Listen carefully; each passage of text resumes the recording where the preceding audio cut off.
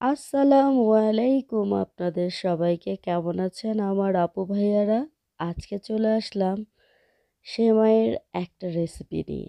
ঈদ তো চলে গিয়েছে, তাতে কি বাসায় যে সেমাইগুলি রয়েছে তা তোকে শেষ করতে হবে, তাই না?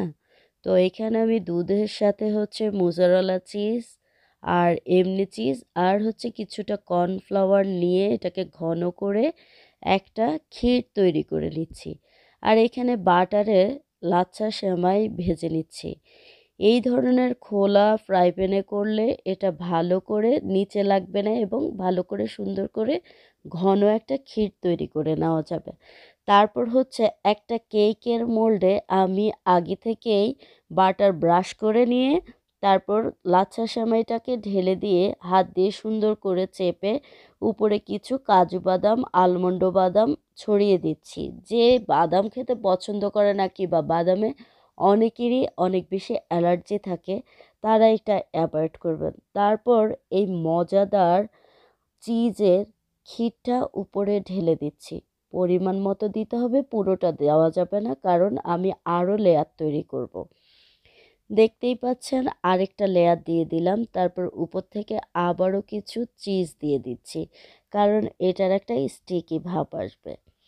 যাই হোক, এই চিজটা আমি নিয়েছি আস্তে আস্তে করে। গ্লেটার কড়াই ছিল, জাস্ট প্যাকেটটা কিনে এনেছি শর্টকাট। আর আপনারা চাইলে আস্ত একটা বার কিনে আনতে পারেন, তারপর বাসায় কুচু কুচু কুচু কুচু করে নিতে পারেন। ঈদ চলে গেলেও কি হবে, সেমাই খেতে তো মন চাইতেই পারে, তাই না? তাই আজকে আমি মজাদার এই সেমাইয়ের কুনাফা তৈরি করছি, আর আপনাদের সাথে ভাবলাম একটু শেয়ার করে ফেলি। তো এইভাবে সেমাইটাকে ছড়িয়ে দিয়ে আমি এটাকে বেক করতে দিয়ে দেব 30 মিনিটসের জন্য। আর উপরে সুন্দর করে র্যাপ করে দিয়েছিলাম। 30 মিনিটস পরে আমি সেমাইটাকে সেট হয়ে যাওয়ার পরে নামিয়ে নিয়েছি। আর এখানে ব্রাউন কালার করা সুগার সিরাপ দিয়ে দিচ্ছি, যাতে করে একদম ইয়াম্মি ক্রিসপি সফট ভিতরটা আর অনেক বেশি সুইট লাগে। যাদের মুখে মিষ্টি নেই তাদেরকে বেশি করে এই সুইটটা খাওয়াবেন, দেখবেন মিষ্টি মিষ্টি কথা বলবে, বিশেষ করে হাজব্যান্ডদেরকে।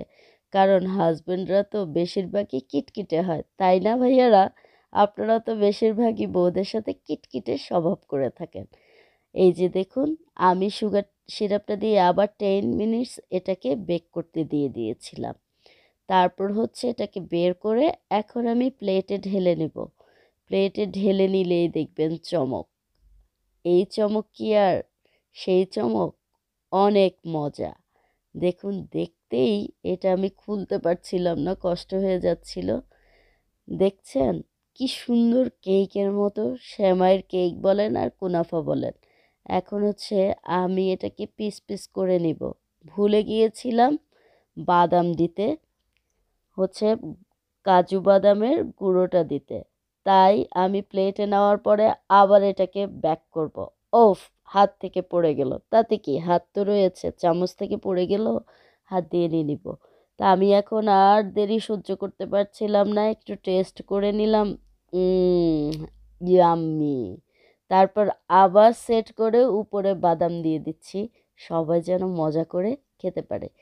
এই পেস্তা বাদামটাকে আমি একদম পাউডারের মতো করে দিয়েছি, যেন এতে খেতে অন্যরকম একটা ফিল আসে।